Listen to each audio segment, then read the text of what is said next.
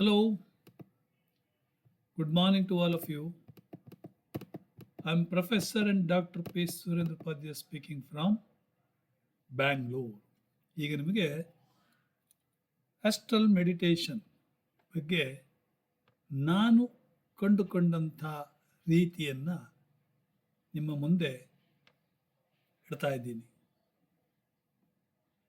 ಇದರಿಂದ ನಿಮಗೇನು ಲಾಭ ಅಂತ ತಿಳಿದಲ್ಲಿ, ನಿಮಗೆ ನಿದ್ರೆ ರಾತ್ರಿ ಬಾರದೆ ಹೋದಲ್ಲಿ, ಒಂದು ವೇಳೆ ರಾತ್ರಿ 1 ಗಂಟೆಗೆ ಹೇಳ್ತೀರಾ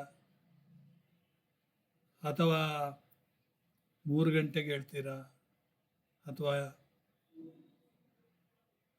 11:15 ಹೇಳ್ತೀರಾ, ಆವಾಗ ಇದನ್ನು ನೀವು ಒಂದು 10ರಿಂದ 15 ನಿಮಿಷದವರೆಗೆ ಮಾಡಿ ನೋಡಿ. ಇದಕ್ಕೆ ನಿದ್ರೆ ಮಾತ್ರೆ ಅಗತ್ಯತೆ ಇರೋದೇ ಇಲ್ಲ. ಕೆಲವರಿಗಂತೂ, ಅದರಲ್ಲಿಯೂ ಡಿಪ್ರೆಷನ್ ರೋಗಿಗಳು, ದಿನಾಲೂ 1 mg ಟ್ಯಾಬ್ಲೆಟನ್ನು ನಿದ್ರೆಗಾಗಿ ತೆಗೆದುಕೊಳ್ಳುವುದುಂಟು.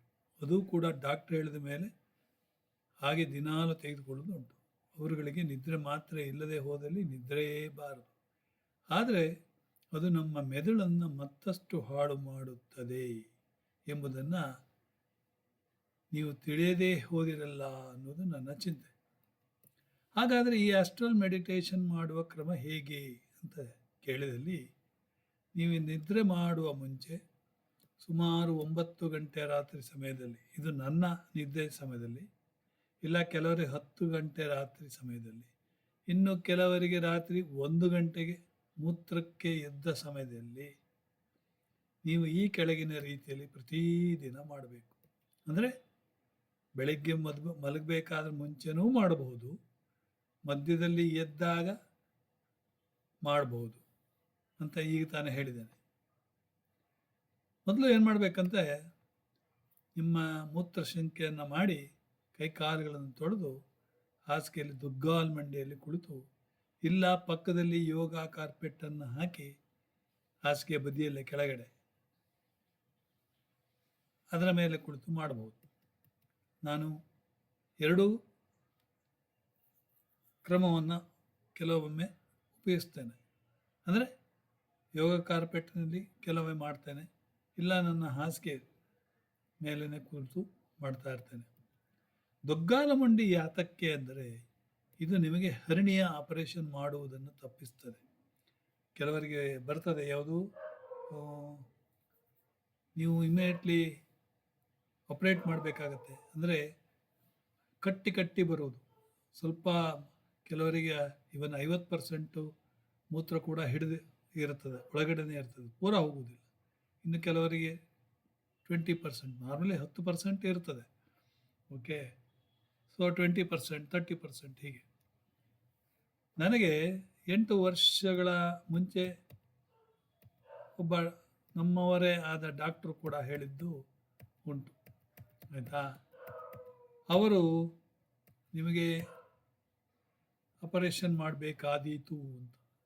ಆದರೆ ಹಾಗೆ ನಾನು ದೊಗ್ಗಾಲ ಮಂಡಿಯಲ್ಲಿ ಕುಳಿತು ಒಂದು 10-15 ನಿಮಿಷ ಬೆಳಿಗ್ಗೆ ಯೋಗ ಮಾಡ್ತಿದ್ದೆ, ಆಯಿತಾ. ಹಾಗೆ ಕುಳಿತ ಮೇಲೆ ನೀವು ನಿಮ್ಮ ಕೈ ಬೆರಳನ್ನು ಮಂಡಿಯ ಮೇಲೆ ಇಟ್ಟು ಧ್ಯಾನ ಮುದ್ರದಲ್ಲಿ ಕುಳಿತುಕೊಳ್ಬೇಕು. ಕಣ್ಣನ್ನು ಮುಚ್ಚಿಕೊಳ್ಳಿ. ಇದು 2 ರೀತಿಯ ಪಾಯದ ನಿಮಗೆ. ಓಕೆ, 3 ಬಾರಿ ದೀರ್ಘ ಶ್ವಾಸವನ್ನು ಎಳೆದು ಅದನ್ನು ಹಾಗೆಯೇ ಬಿಡಿರಿ. ನಿಮ್ಮ ಕುಲದೈವ, ಇಲ್ಲ ಉದಯುತ್ತಿರುವ ಸೂರ್ಯ ದೇವರನ್ನು, ಇಲ್ಲ ಮಾತಾ ದುರ್ಗೆಯನ್ನು, ಇಲ್ಲ ಕಾಳಿ ದೇವತೆಯನ್ನು, ನಾನು ಕೋಲ್ಕತ್ತಾ ಕಾಳಿಯನ್ನು, ಅದರಲ್ಲಿ ಶ್ರೀ ರಾಮಕೃಷ್ಣನ ದಕ್ಷಿಣೇಶ್ವರ ಕಾಳಿ ಮಾತೆಯನ್ನು ಧ್ಯಾನ ಮಾಡ್ತಾ ಇರ್ತೇನೆ. ರಾಮಕೃಷ್ಣ ಪರಮಹಂಸರು, ಬೇಲೂರು ಮಠದ ರಾಮಕೃಷ್ಣ. ಯಾಕಂದರೆ 2 ಬಾರಿ ಕೃಷ್ಣ ಕೋಲ್ಕತ್ತಾಗೆ ಟ್ರಾನ್ಸ್ಫರ್ ಆಗಿತ್ತು. ಒಂದು 2004ಅಲ್ಲಿ, ಇನ್ನೊಂದು 2008ರಲ್ಲಿ. 2 ಬಾರಿ ಅದು ನನಗೆ ಪನಿಷ್ಮೆಂಟ್ ಟ್ರಾನ್ಸ್ಫರ್ ಅಂತ ಹಾಕಿದರು. ಆದರೆ ನನಗದು ಬ್ಲೆಸ್ಸಿಂಗ್ ಇನ್ ಡಿಸ್ಗೈಸ್. ಯಾಕಂದರೆ ಮೊದಲು 7 ವರ್ಷ ಬಾಂಬೆಯಲ್ಲಿ ಇದ್ದಿದ್ದೆ. IT ಇನ್ಸ್ಟಿಟ್ಯೂಟ್ ಓಪನ್ ಮಾಡಿದವನೇ ನಾನು. ಅಲ್ಲಿ 3,500 ಜನರಿಗೆ ಟ್ರೈನಿಂಗ್ ಕೊಟ್ಟಿದ್ದೇನೆ. ಚೇರ್ಮನ್ ಜೊತೆಗೆ ಮೀಟಿಂಗ್ ಮಾಡುವಾಗ ನಾನು ಸುಮಾರು 7 ವರ್ಷದಿಂದ ಇಲ್ಲಿ ಇದ್ದೇನೆ ಅಂತ ನನ್ನದೇ ತಪ್ಪು ಹೇಳಿದ್ದೇನೆ. ಆವಾಗ ಅವರು ಟ್ರಾನ್ಸ್ಫರ್ ಹಿಮ್ ಬಿಯಾಂಡ್ 1000 ಕಿಲೋಮೀಟರ್ ಅಂತ ಹಾಕಿದರು. ಆವಾಗ ನಾನು ಕಲ್ಕತ್ತಾಗೆ ಟ್ರಾನ್ಸ್ಫರ್ ಆದೆ. ಆದರೆ ಆವಾಗ ಅದು ಒಳ್ಳೆಯದೇ. ಡೆಪ್ಟಿ ಇದು ಯಾವುದು DRM ಡೆಪ್ಟಿ ರೀಜನಲ್ ಮ್ಯಾನೇಜರ್ ಆಗಿ ನಾನು ಹೋಗಿದ್ದು.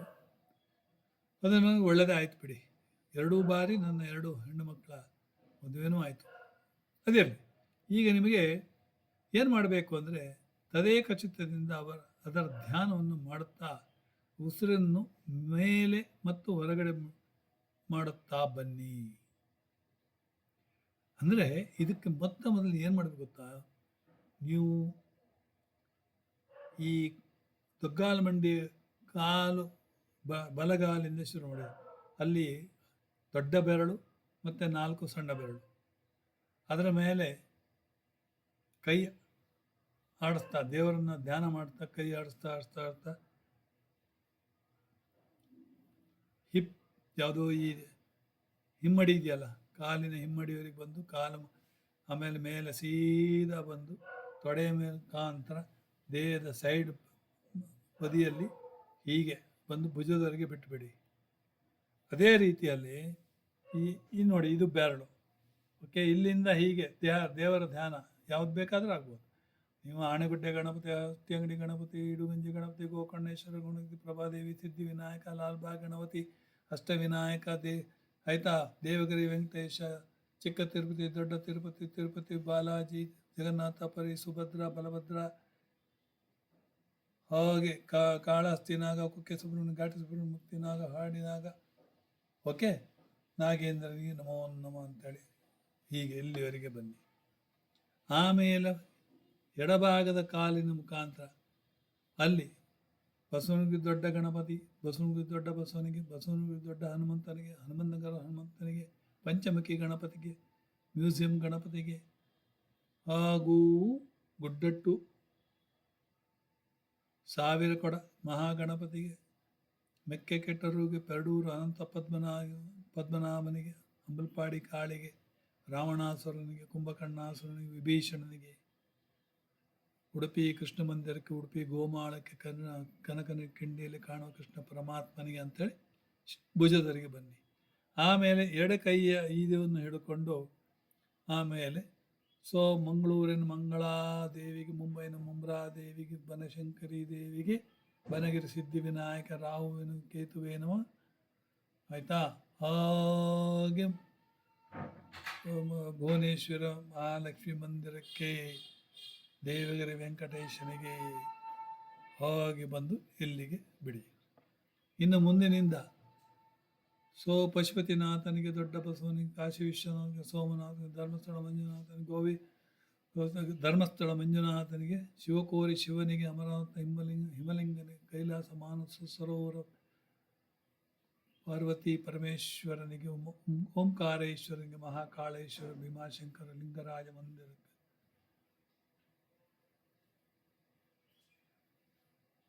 ಕೊನಾರ್ಕ್ ಸೂರ್ಯ ಮಂದಿರಕ್ಕೆ, ಹಾಗೆ ಇಲ್ಲಿಗೆ ಬನ್ನಿ. ಅಂದರೆ 2 ತುಟಿಗಳು, 2 ದವಡೆಗಳು, ದಂತಗಳು, 1 ಮೂಗು, 2 ಕಣ್ಣು, 2 ಕಿವಿ, ಹಾಗೆ ಬಂದು ಇಲ್ಲಿಗೆ ಆಜ್ಞಾಚಕ್ರಕ್ಕೆ ಬಿಟ್ಟುಬಿಡಿ. ಅದೇ ರೀತಿ ಮಧುರೆ ಮೀನಾಕ್ಷಿ ಹಿಂದಿನಿಂದ ಸೀದಾ ಕೆಳಗಡೆಯಿಂದ ಮೇಲ್ಗಡೆವರೆಗೆ ಮಧುರೆ ಮೀನಾಕ್ಷಿ ಮತ್ತು ಸುಂದರೇಶ್ವರ, ಕಂಚಿ ಕಾಮಾಕ್ಷಿ, ಕಂಚಿ ಕಾಮೇಶ್ವರ, ಕನ್ಯಾಕುಮಾರಿಯಲ್ಲಿ ಸ್ವಾಮಿ ವಿವೇಕಾನಂದ ರಾಕಿನಲ್ಲಿರುವ ಸ್ವಾಮಿ ವಿವೇಕಾನಂದರಿ, ಗುರು ಸ್ವಾಮಿ ವಿವೇಕಾನಂದರಿ, ಗುರು ರಾಮಕೃಷ್ಣ ಪರಮಹಂಸ, ಗುರು ಮಾತಾ ಶಾರದಾ ದೇವಿಗೆ ಅಂತೇಳಿ ಇಲ್ಲಿಗೆ ಬಿಡಿ. ಹಾಗೆ ನಿಮ್ಮ ಧ್ಯಾನವು ಮೂಲಾಧಾರ ಚಕ್ರದಿಂದ ಸಹಸ್ರಾರ ಚಕ್ರದವರೆಗೆ, ಅಂದರೆ ನಾನೀಗ ನಿಮಗೆ ಹೇಳಿದ್ದು ಇದನ್ನು ಆ್ಯಕ್ಟಿವೇಟ್ ಮಾಡಿದ್ದೆ, ಎಲ್ಲ ದೇಹದ ಭಾಗಗಳನ್ನು ಆ್ಯಕ್ಟಿವೇಟ್ ಮಾಡಿದಾಗೆ. ಆಮೇಲೆ ಧ್ಯಾನ ಎಲ್ಲಿಂದ, ಮೂಲಾಧಾರ ಚಕ್ರ, ನಿಮ್ಮ 2 ತೊಡೆಗಳ ಸಂಧಿ, ಟೆಸ್ಟಿಕಲ್ ಅಥವಾ ವೆಜೈನ ಪಾರ್ಟಿಂದ ಹಿಡಿದು ಸಹಸ್ರಾರ ಚಕ್ರದವರೆಗೆ ಮೇಲ್ಗಡೆ. ಓಕೆ, ಇದು 7 ಚಕ್ರಗಳು ಗೊತ್ತಾಯ್ತಲ್ಲ, ಮೂಲಾಧಾರ, ಸ್ವಾಧಿಷ್ಠಾನ, ಮಣಿಪುರ, ಅನಹತ್, ಹೃದಯ ಚಕ್ರ, ವಿಶುದ್ಧ ಚಕ್ರ, ಆಮೇಲೆ ಆಜ್ಞಾಚಕ್ರ, ಇಲ್ಲಿ ಕುಂಕುಮ ಆಗ್ತದೆ, ಆಜ್ಞಾಚಕ್ರ, ಸಹಸ್ರಾರ ಚಕ್ರ. 7 ಚಕ್ರಗಳಿಗೆ ಹೋಗ್ತಾ ಇರಬೇಕು ಧ್ಯಾನ. ಕೆಲವರು ಸೂರ್ಯದೇವನನ್ನು ನೆನೆದರೆ ಅದರಲ್ಲಿ ಉದಿಯುತ್ತಿರುವ ಸೂರ್ಯನ ದೇವರ ಕಿರಣವನ್ನು ಮೂಲಾಧಾರ ಚಕ್ರದಿಂದ ಸಹಸ್ರಾರದವರೆಗೆ ಈ ಉಸಿರಾಟ, ಉಸಿರು ತೆಗಿಬೇಕು, ಉಸಿರು ಬಿಡಬೇಕು, ಉಸಿರು ತೆಗಿಬೇಕು, ಉಸಿರು ಬಿಡಬೇಕು. ಮನಸ್ಸಿನಲ್ಲಿಯೇ, ಅದನ್ನು ಬಾಯಲ್ಲಿ ಹೇಳೋದಲ್ಲ, ಭಾಸವಾಗ್ತವೆ. ಹಾಗೆ ಮಾಡ್ತಾ ಇದ್ದರೆ ನಿಮ್ಮ ಧ್ಯಾನವು ಒಂದು ರೀತಿಯಲ್ಲಿ ಚಿನ್ನದ ಗೋಲ್ಡನ್ ಕಿರಣಗಳಂತೆ, ಯಾವುದು ನೇಸರ ನಿಮ್ಗೆ ಗೊತ್ತಲ್ಲ. ಅದಕ್ಕೆ ನಿಮಗೆ ಬಾಲ್ಯದಲ್ಲಿ ಊದುಕಡ್ಡಿಯನ್ನು ಹಚ್ಚಿ ಅದನ್ನೇ ತದೇಕ ದೃಷ್ಟಿಯಿಂದ ನೋಡಿ ಕಣ್ಣು ಮುಚ್ಚಿ ಊದುಕಡ್ಡಿಯನ್ನು ಇಲ್ಲಿ ಧ್ಯಾನ ಮಾಡೋದು, ಇಲ್ಲ ದೇವರ ದೀಪವನ್ನು ಇಟ್ಟು ಧ್ಯಾನ ಮಾಡೋದು, ಇಲ್ಲಾಂದರೆ ನೋಡಿ ಅಂಗುಟಿಯನ್ನು ಹೀಗೆ ಹಿಡ್ಕೊಂಡು ಅಂಗುಟಿಯ ತುದಿಯನ್ನು ನೋಡ್ತಾ ನೋಡ್ತಾ ನೋಡ್ತಾ ನೋಡ್ತಾ ನೋಡ್ತಾ ನೋಡ್ತಾ ನೋಡ್ತಾ ಅಥವಾ ಹತ್ತಿರ ಹೀಗೆ ಎಳ್ಕೊಂಡು ಹೋಗ್ತಾ ಹೋಗ್ತಾ ಹೋಗ್ತಾ ಹೋಗ್ತಾ ಕಣ್ಣು ಮುಚ್ಚೋದು. ಆವಾಗ ಅಂಗುಟಿ ನಿಮಗೆ ಕಾಣಿಸ್ತದೆ. ಯಾವ ರೀತಿಯಲ್ಲಿ ಬೇಕಾದರೂ ಮಾಡ್ಬೋದು. ಇದು ನಿಮಗೆ ಒಂದು ರೀತಿಯಲ್ಲಿ ಬಹಳಷ್ಟು ಉಪಯೋಗ ಆಗ್ತದೆ. ಏನು ಇಲ್ಲಿ ನೋಡಿ, ನಾನು ಯಾಕೆ ಹೇಳ್ತಾ ಇದ್ದೀನಿ, ಇಲ್ಲ ನೀವು ಕಾಳಿ ಮಾತೆಯನ್ನು ಇಲ್ಲ ಗುರು ನರಸಿಂಹವನ್ನು ಧ್ಯಾನ ಮಾಡು. ಕಾಳಿ ಮಾತೆ ಯಾವುದು, ಆ ನಾಲಿಗೆ, ಅದು ಒಂದು ರೀತಿಯಲ್ಲಿ ಕೆಂಪು ಕಣ್ಣುಗಳು, ಆ ಕಣ್ಣುಗಳು ಅಲ್ಲ ಒಂಥರ ಕಿರಣ. ಕಾಳಿ ಮಾತೆ ಅಂದರೆ ಅಭ್ರ ಜೋರಾಗಿರುತ್ತೆ.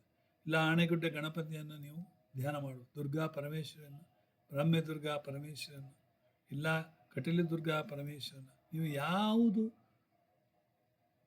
ಧ್ಯಾನದಲ್ಲಿ ನಿಮಗೆ ಹತ್ತಿರವಾಗ್ತದೋ ಅದರಿಂದ ಒಳ್ಳೆಯದು. ಮೂಲಾಧಾರ ಸಹಸ್ರಾರದವರೆಗೆ ಸಂಚರಿಸ್ತಿದೆ ಅಂತ ನಿಮಗೆ ಭಾಸ ಆಗಬೇಕು.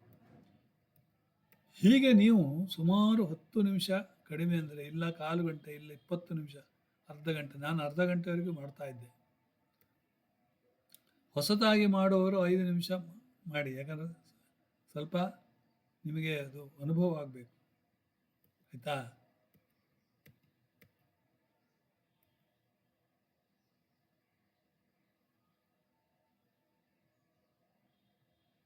ಹಾಗೆ ಅದನ್ನು ಮಾಡ್ತಾ ಮಾಡ್ತಾ ಮಾಡ್ತಾ ನಿಮ್ಮ ಏನು ಮಾಡಬೇಕು, ಅಲ್ಲಿ ನಿಮ್ಮಿಂದ ಆ ಧ್ಯಾನ ಎಲ್ಲಿ ಬೇಕಾದ್ರೂ ಹೋಗ್ಬೋದು.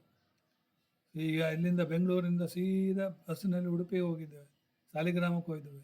ಸಾಲಿಗ್ರಾಮದಿಂದ ಕೆಳಗೆ ಇಳಿದು ಅಂಚಿನ ಮುಖಾಂತರ ನಡೆದು ಮಧ್ಯದಲ್ಲಿರುವ ಸಂಕದ ಆ ಕಡೆ ಎಲ್ಲ ಗಿಡಗಳು, ಅಲ್ಲಿ ಹೊಳೆಯಲ್ಲಿ ಗಿಡ ಹಾಕಿರ್ತಾರೆ, ಅದನ್ನೆಲ್ಲ ನೋಡಿದೆ. ಈ ಕಡೆ ಸೀದಾ ಮಲ್ಪೆ ಬೀಚಿನವರೆಗೂ, ಯಾವುದು ನಮ್ಮ ಹೊಳೆಯ ಅಲ್ಲಿ ಸಂದು ಇರ್ತದೆ, ಓಕೆ, ಹೊಳೆಗೂ ಸಮುದ್ರಕ್ಕೂ ಅಳಿವೆ ಬಾಗಿಲು ಅಂತ, ಅಲ್ಲಿ ಹೋಗಿ ಸಮುದ್ರದ ಮೇಲೆ ಹೀಗೆ ಸಮುದ್ರದ ಮೇಲೆ ತೆರಿತಾ ಮರವಂತೆಯಲ್ಲಿ ಮತ್ತೆ ಮೇಲಕ್ಕೆ ಬಂದು ಕುಂದಾಪುರ ರಸ್ತೆಯಲ್ಲಿ ಬಂದು ಸಾಲಿಗ್ರಾಮ, ನಮ್ಮ ಅಲ್ಲಿ ಯಾವುದು ಅಮೃತೇಶ್ವರಿ ಅಮ್ಮನವರು, ಅಲ್ಲೇ ಚಂಡಿಕಾ ದುರ್ಗಾ ಪರಮೇಶ, ಹಾಗೆ ಕೆಳಗಡೆ ಗುಡ್ಡೆ ಮೇಲಿಂದ ನಮ್ಮ ಮನೆಗೆ ಬಂದು ನಮ್ಮ ಮೂಲ ಮನೆಯನ್ನು ನೋಡಿ ಕೆರೆ ಮೇಲೆ ಹಾಗೆ ಹಂಚಿನ ಮೇಲೆ ಹೊಳೆಗೆ ಬಂದು ಅದೇ ಸಂಖ್ಯಕ್ಕೆ ಬಂದು ಹೊಳೆ ಆಚೆ ಈಚೆ ಎಲ್ಲ ನೋಡ್ಕೊತ ಹಾಗೆ ಬಂದು ಬಸ್ ಹತ್ತಿ ಸೀದಾ ಉಡುಪಿಗೆ ಬಂದು ಕೃಷ್ಣ ಮಂದಿರವನ್ನು ನೋಡು. ಹಾಗೆ ಬೆಂಗಳೂರಿಗೆ ಬಂದು ನೀವು ಬನಶಂಕರಿ,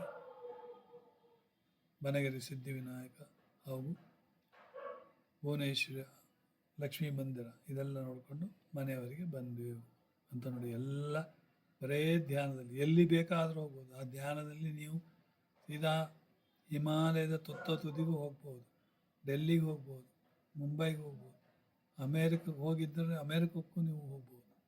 ಅಂದರೆ ಬರೇ ಧ್ಯಾನ, ಆಯಿತಾ? ಎಲ್ಲ ಆದ ಮೇಲೆ ನೀವು ಅದನ್ನು ಗ್ರೌಂಡಿಂಗ್ ಮಾಡಬೇಕು. ಎನರ್ಜಿಯನ್ನು ಗ್ರೌಂಡಿಂಗ್ ಮಾಡೋದು ಹೇಗೆ? ನಿಮ್ಮ ತಲೆಯಿಂದ ಕುತ್ತಿಗೆ, ಎದೆ, ಹೊಟ್ಟೆ ಹಾಗೂ ನಮ್ಮ ಪ್ರೈವೇಟ್ ಪಾರ್ಟ್ನ ಕಾಯಿನ ಮೇಲೆ ಎನರ್ಜಿ ಹೋಗುತ್ತಿದೆ ಅಂತ ಭಾಸವಾದಲ್ಲಿ ಅದನ್ನು ಹಾಗೆ ಕೆಳಗಡೆ ಮಾಡಬೇಕು. ಹೀಗೆ ಮಾಡಿ ನೋಡಿ, ಎರಡು ಕೈಯಿಂದ ಹೀಗೆ ಕೆಳಗೆ ಇಳಿಬೇಕು, ಹೀಗೆ ಬಿಡಬೇಕು, ಕೈಯಿಂದ ಹೀಗೆ ಕೆಳಗಡೆ, ಇಲ್ಲಿಂದ ಹೀಗೆ ಕೆಳಗಡೆ, ಆಯಿತಾ? ಪ್ರತಿಯೊಂದು ಎನರ್ಜಿಯನ್ನು ಕೆಳಗಡೆ ಮಾಡಬೇಕು. ಆವಾಗಲೇ ನಿಮಗೆ ಗ್ರೌಂಡಿಂಗ್ ಆಯಿತು ಅಂತೇಳಿ, ಓಕೆ. ಸೊ ಅದರ ನಂತರ ನೀವು ಸೀದಾ ಮಲ್ಕೊಳ್ಳಿ, ಒಳ್ಳೆ ನಿದ್ದೆ ಬರ್ತದೆ, ಆಯಿತಾ? ಇದು ಮಾಡ್ತಾ ಮಾಡ್ತಾ ಮಾಡ್ತಾ ಮಾಡ್ತಾ ನಿಮ್ಗೆ ಅನುಭವ ಆಗಬೇಕೇ ವಿನ ನಾನು ಹೇಳಿದ್ದನ್ನು ನೀವು ಪದೇ ಪದೇ ಅದನ್ನು ಓದ್ಬಿಟ್ಟು, ಇಲ್ಲಿ ನಾನು ಎಲ್ಲ ಹಾಕಿದ್ದೇನೆ ನೋಡಿ ಹೇಗೆ ಮಾಡಬೇಕು ಅಂತೇಳಿ, ನೀವು ನಿಧಾನ ಅದನ್ನೆಲ್ಲ ಓದಿ, ಓಕೆ. ಸೊ ಕೊನೆಗೆ ನಿಮ್ಮ ಒಂದು ಎಕ್ಸ್ಪೀರಿಯನ್ಸ್ ಏನು ಅಂತ ಹೇಳಿ ನನಗೆ ಹೇಳಬೇಕು. ಓಕೆ, ಅದು ನಿದ್ದೆ ನಿಮಗೆ ಒಂದು 2 ರಿಂದ 3 ಗಂಟೆ ನಿದ್ದೆ ಆರಾಮಾಗಿ ಬರ್ತದೆ. ನಾನು ನಿನ್ನೆ ಕೂಡ 2 ಸರಿ ಮಾಡಿದ್ದೇನೆ, ಮೊನ್ನೆನೂ ಮಾಡಿದ್ದೇನೆ, ಅದ್ರ ಮೊನ್ನೆನೂ ಮಾಡಿದ್ದೇನೆ. ಹೀಗೆ ಆಲ್ಮೋಸ್ಟ್ ನಾನು ಈ ಆಸ್ಟ್ರಲ್ ಮೆಡಿಟೇಷನ್ ಮಾಡ್ತಾ ಇರ್ತೇನೆ. ಅದು ನಿಮ್ಮ ಮೆಂಟಲ್ ಯಾರಿಗಾದರೂ ಇದ್ದರೆ, ಪ್ರಾಬ್ಲಮ್ ಇದ್ದರೆ ಅದು ಕೂಡ ಸರಿ ಆಗ್ತದೆ. ತಣ್ಣಗಿರ್ತದೆ.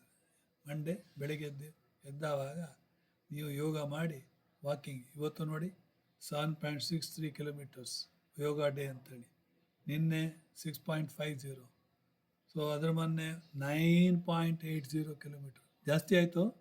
ಸೊ ನೀವು ಆ್ಯಾವ್ರೇಜ್ 6.50 ಇಟ್ಕೊಳ್ಳಿ. ಆಗೋದಿಲ್ಲ ಅಂದರೆ 6 ಇಟ್ಕೊಳ್ಳಿ, ಇಲ್ಲ ಅಂದರೆ ಇನ್ನೂ 5ಕ್ಕೆ ಇಟ್ಕೊಳ್ಳಿ. ಕೆಲವರಿಗೆ ಆಗೋದಿಲ್ಲ ಅಂದರೆ 4 ಕಿಲೋಮೀಟರ್ ಇಟ್ಕೊಳ್ಳಿ. ಆದರೆ ಒಟ್ಟಾರೆ ನಿಮ್ಮ ಕಾಲು ಚಲಿಸ್ತಾ ಇರಬೇಕು.